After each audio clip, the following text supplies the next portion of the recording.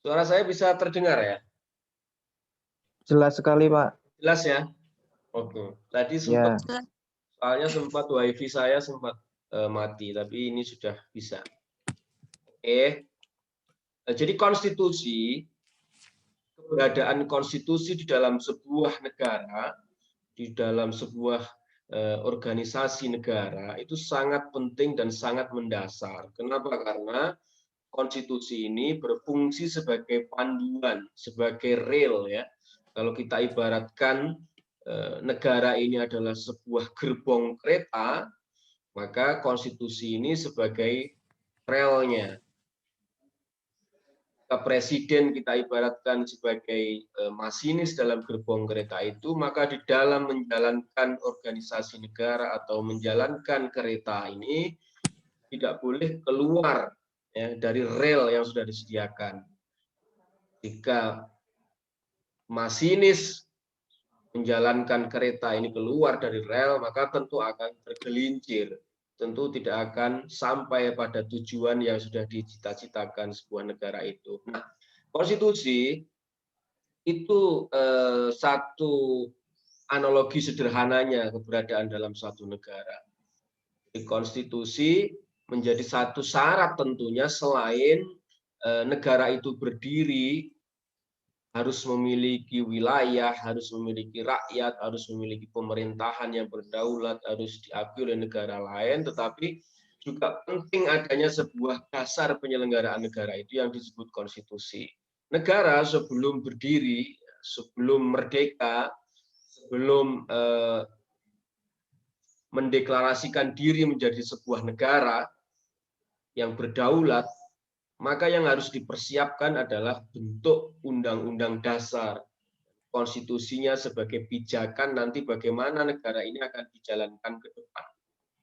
Indonesia pada saat sidang BPUPK, Ritsu Zumbiko Sake itu ya bulan Juli, selain menyiapkan dasar negara yaitu ideologi yang kita ketahui sebagai Pancasila sekarang ini. Selain itu, setelah selesai merumuskan Pancasila sebagai dasar negara, maka panitia sidang BPUPK mendiskusikan dan menyiapkan konstitusi undang-undang dasar sebagai dasar penyelenggaraan negara. Pancasila berfungsi sebagai sumber dari segala sumber hukum, sebagai ideologi, sebagai pandangan hidup bangsa Indonesia. Sementara Undang-Undang Dasar fungsinya sebagai dasar penyelenggaraan negara. Dasar bagaimana negara ini dijalankan ke depannya. Itu sebenarnya keberadaan konstitusi. Kita akan melihat bagaimana sebenarnya definisi konstitusi itu ya. Kita akan melihat bagaimana definisi konstitusi. Secara bahasa, konstitusi itu berasal dari bahasa Perancis, yaitu constitu, yang artinya membentuk. Jadi konstitu itu artinya membentuk. Karena memang fungsi undang-undang dasar, konstitusi ini fungsinya adalah sebagai awal bagaimana negara ini dibentuk menjadi rel yang harus disediakan terlebih dahulu sebelum kereta ini akan dijalankan seperti itu.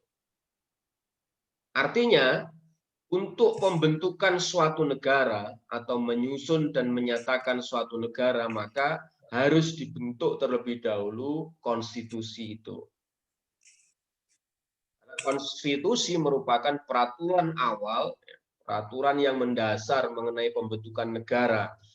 Dan nanti di dalam konstitusi itu akan membahas, ya, akan mengatur ya, bagaimana negara itu dibentuk, seperti apa bentuk negaranya, seperti apa bentuk pemerintahannya, bagaimana sistem pemerintahannya, kemudian organisasi negara sebagai sebuah organisasi, bagaimana diatur kekuasaan-kekuasaan di dalam negara itu, bagaimana susunan organisasi negara itu diatur di dalam konstitusi. Bagaimanakah kewenangannya, bagaimanakah batasan-batasan kewenangannya, biar tidak terjadi tumpang tindih kewenangan atau abuse of power. Bagaimana ajaran Montesquieu ya tentang pemisahan atau separation of power, pemisahan kekuasaan ini juga sudah diatur di dalam konstitusi itu. Kenapa? Karena memang negara tidak akan sehat, tidak akan efektif jika satu kekuasaan dikuasai oleh kelompok tertentu, oleh satu kekuasaan saja. Bagaimana bisa dibayangkan jika pembuat undang-undang, pelaksana undang-undang, kemudian penegakan undang-undang menjadi satu kesatuan yang tidak dipisahkan. Pasti ini akan menjadi satu kesewenang-wenangan. Bisa terjadi penyalahgunaan kekuasaan. Karena itu, organisasi-organisasi negara, lembaga-lembaga negara, ini harus sudah diatur dalam sebuah konstitusi. Bagaimana fungsi dan kewenangannya. Selain itu, di dalam konstitusi itu juga mengatur bagaimana hubungan antara negara dengan warga negaranya. Ini biasa mengatur tentang hak-hak warga negara. Hak apa saja yang harus dilindungi oleh negara terhadap warga negaranya, di mana kita khususnya di Indonesia, negara yang kekuasaannya berada di tangan penuh rakyat, kedaulatan ada di tangan rakyat dan dijalankan berdasarkan undang-undang. Ini bunyi amanat Undang-Undang Dasar Konstitusi pasal 1 ayat 2 bahwa negara Indonesia ini secara kedaulatan, kekuasaannya tidak dimiliki oleh kelompok tertentu, golongan tertentu, keturunan tertentu, melainkan negara ini secara kedaulatan penuh dimiliki, dikuasai oleh rakyat itu sendiri. Di dalam mendistribusikan hak-hak warga negara, dalam mendistribusikan kedaulatan rakyat itu sendiri, maka sebagai bentuk dari manifestasi kedaulatan rakyat yang kira-kira ada sekitar hampir 300 juta rakyat Indonesia yang memiliki negara ini, tentu tidak bisa menjalankan secara bersama-sama, maka perlu dibentuk satu perwakilan yang mewakili rakyat Indonesia secara keseluruhan untuk bagaimana mengelola negara ini.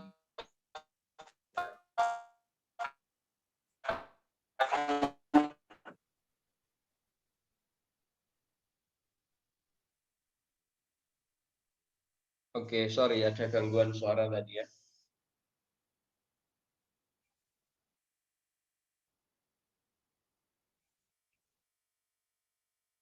Ya, kita lanjutkan. Secara konsep konstitusi ini ada beberapa definisi pengertian yang disampaikan oleh para ahli ya. Salah satunya adalah Kisiwer, bahwa konstitusi itu merupakan satu keseluruhan sistem ketatanegaraan dari suatu negara berupa kumpulan peraturan yang membentuk, mengatur, atau memerintah dalam pemerintahan suatu negara. Jadi menurut Kisiwer, konstitusi itu keseluruhan sistem ketatanegaraan. Jadi memang sistem ketatanegaraan semua itu nanti akan diatur secara keseluruhan di dalam konstitusi itu. Negara itu akan terlihat model negaranya bagaimana, bagaimana negara itu dijalankan, prinsip apa yang dijalankan oleh negara, bagaimana hubungan antara warga negara dengan negaranya, itu bisa dilihat dari konstitusinya.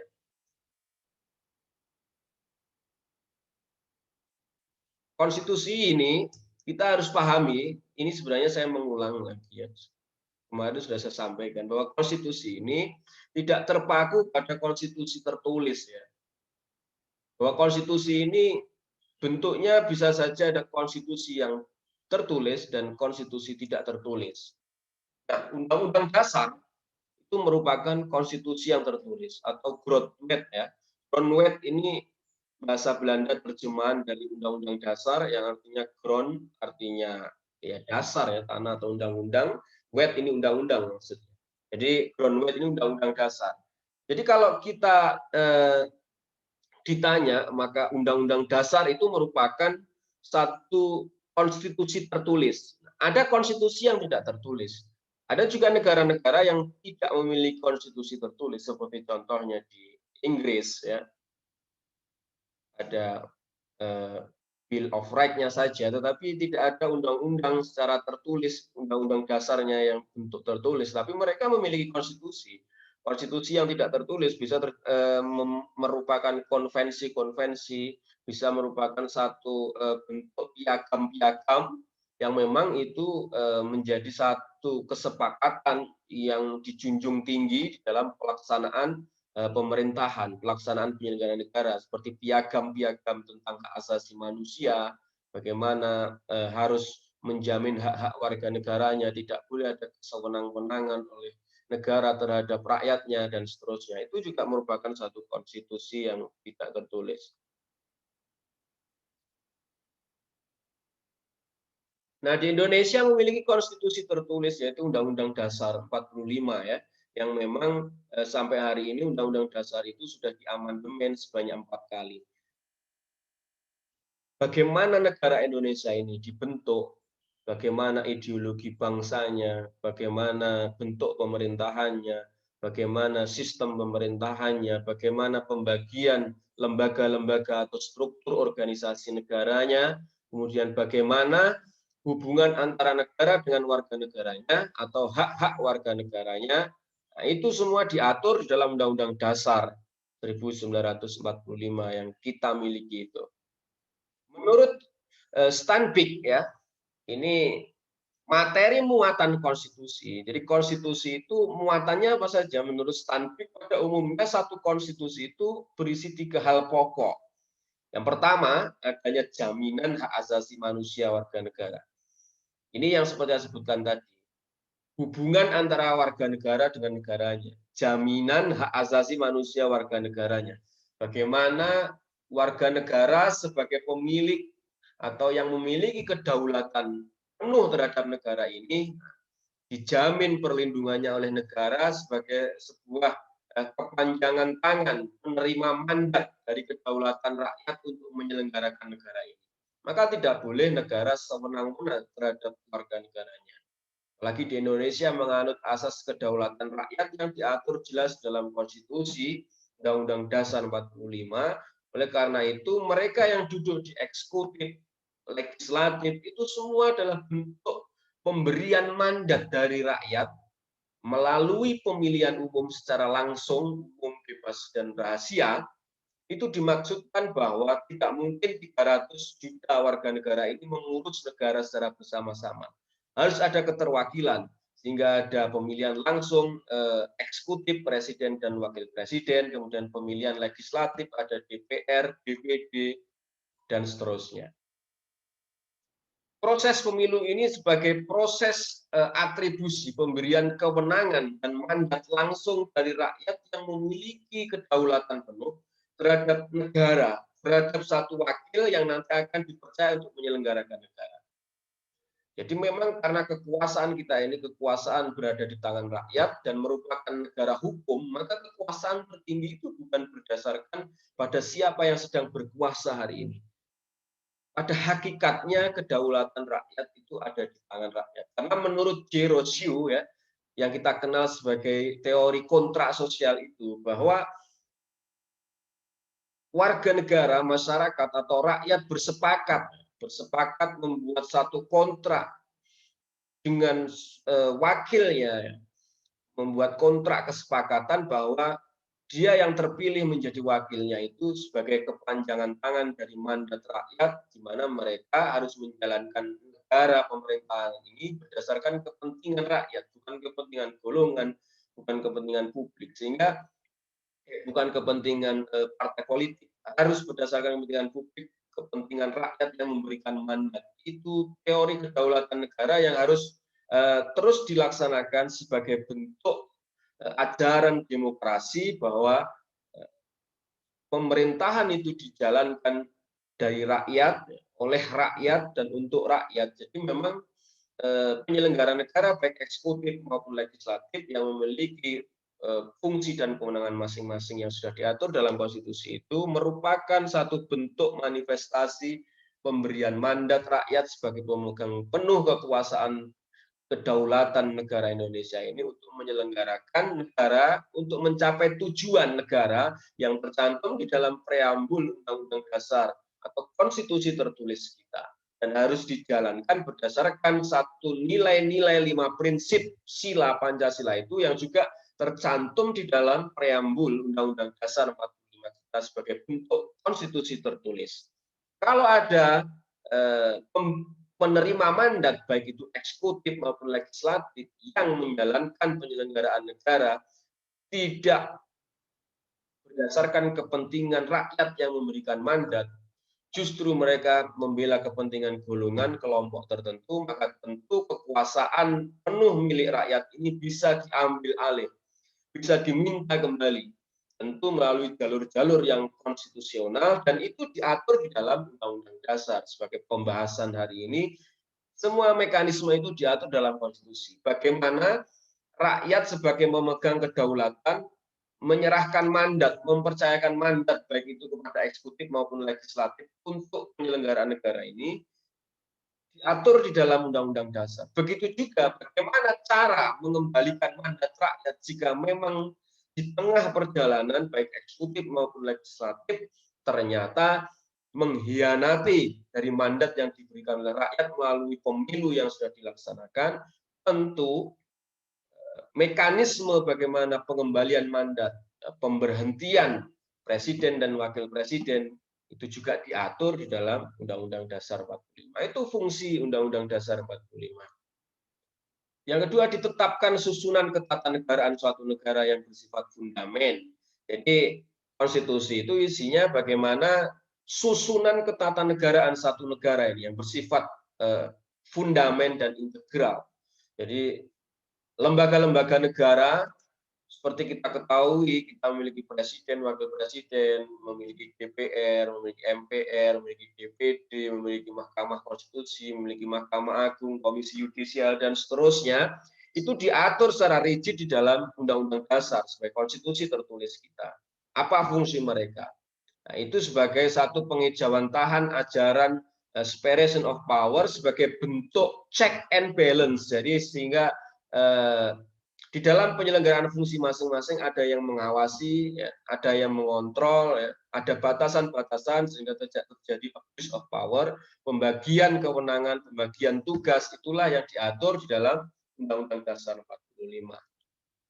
Yang ketiga, pembagian pembatasan ketatanegaraan. Nah, itu sudah saya jelaskan tadi ya. Artinya yang ketiga isinya tentang pembagian dan pembatasan tugas ketatanegaraan.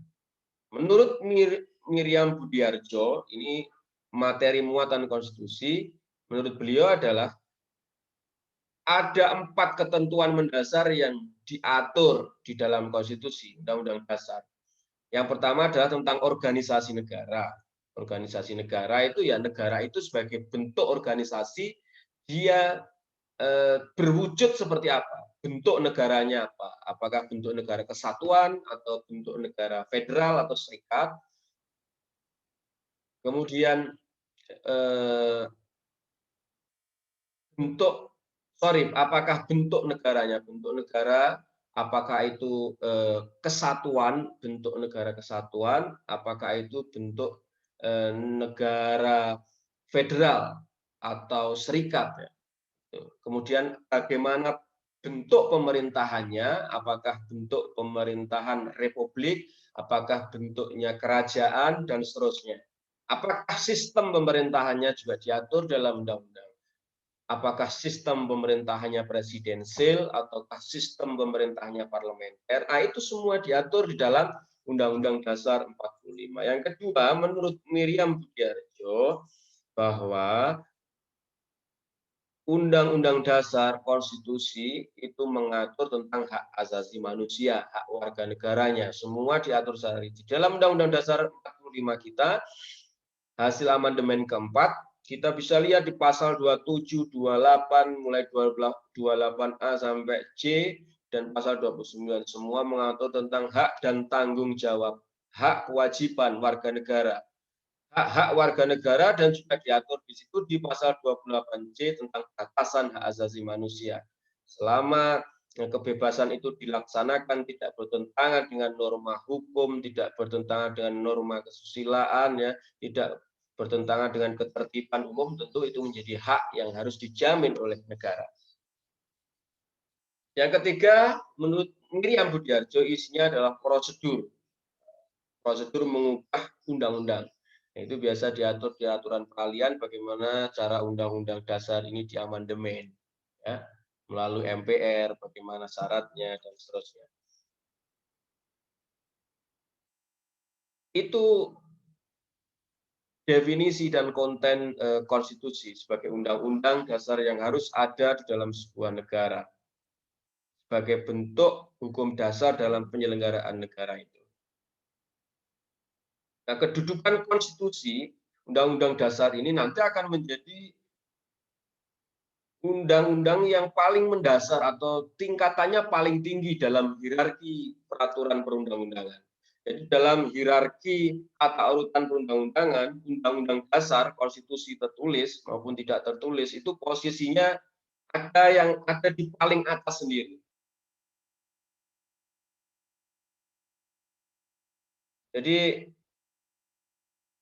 konstitusi ini nanti akan menjadi undang-undang paling tinggi. Saya akan share screen tata urutan perundang-undangan sebentar.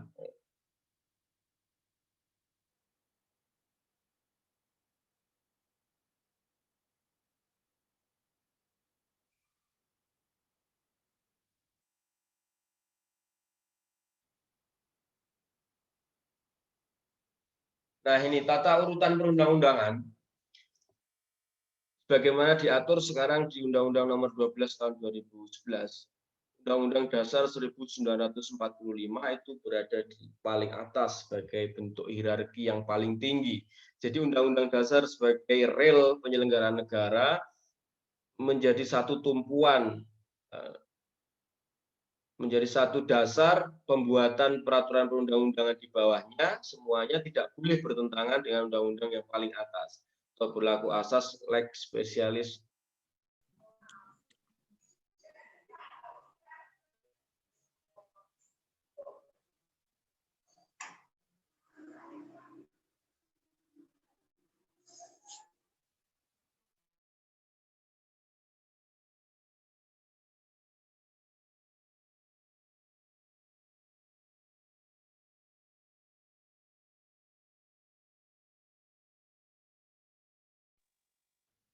Halo?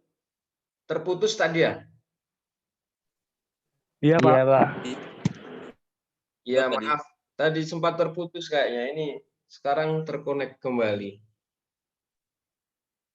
Ya, sampai mana tadi? Sampai Tata urutan peraturan perundang-undangan ya? ya.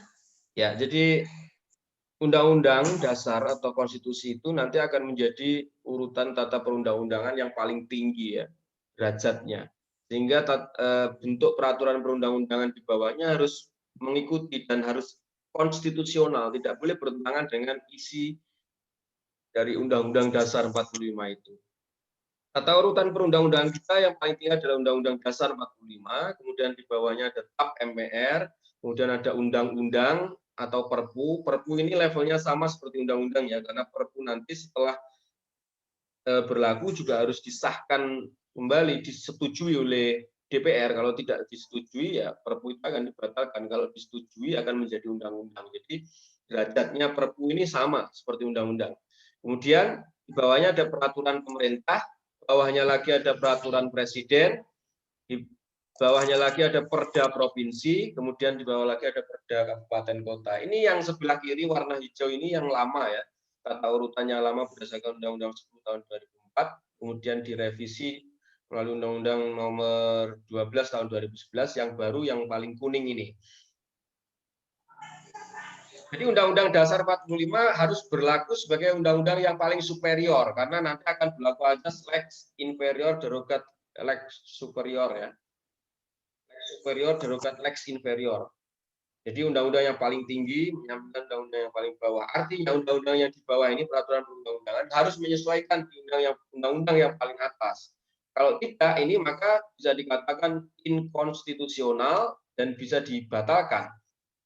Oleh karena itu di Indonesia pada tahun 2003 lahir yang namanya Mahkamah Konstitusi. Mahkamah Konstitusi ini peran fungsinya salah satunya adalah untuk menjaga konstitusionalitas peraturan-peraturan perundang-undangan yang ada di bawah Undang-Undang Dasar 45.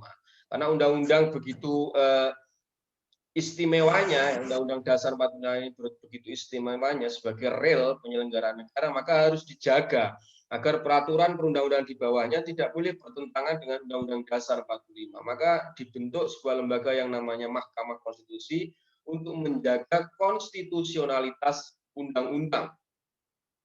Kalau ada peraturan perundang-undangan, yaitu khususnya undang-undang ya, karena Mahkamah Konstitusi kompetensi absolutnya adalah menguji produk undang-undang terhadap undang-undang dasar. Kalau di bawah undang-undang, ketika mau diuji apakah itu perda, apakah itu perpres, apakah itu peraturan pemerintah, maka yang memiliki kewenangan untuk menguji itu adalah Mahkamah Agung. Tapi kalau Mahkamah Konstitusi ini menguji konstitusionalitas undang-undang ya, terhadap Undang-Undang Dasar 45. Itu saking istimewanya Undang-Undang Dasar 45 sebagai konstitusi tertulis kita. Sehingga harus dikawal ya, karena fungsi Mahkamah Konstitusi sebagai the guardian of Constitution. Ya. Ini tata urutan perundang-undangan kita. Kita harus paham bahwa Undang-Undang Dasar 45 sebagai konstitusi tertulis kedudukannya paling tinggi karena dia sebagai dasar. Ya. Dasar bagaimana dasar hukum negara ini diselenggarakan.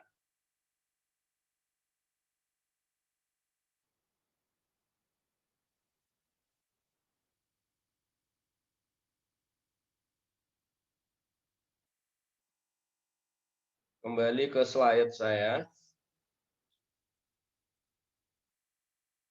Sekarang bagaimana sejarah singkat konstitusi di Indonesia ya. Jadi saya akan sampaikan ini bagian bagaimana konstitusi yang pernah berlaku di Indonesia.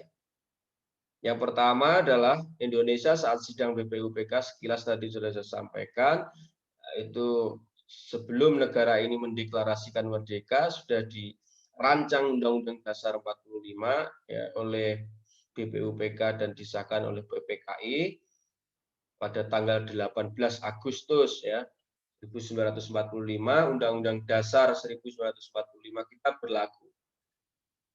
Kita memiliki konstitusi undang-undang tertulis pada mulai tanggal 18 Agustus 45, satu hari setelah kemerdekaan, kita menjalankan negara itu berdasarkan Undang-Undang Dasar 45, hasil produknya PPKI. Kemudian, sebagaimana kita ketahui dalam sejarah perjalanan bangsa, konstitusi kita sempat berganti, ya. Saat itu tahun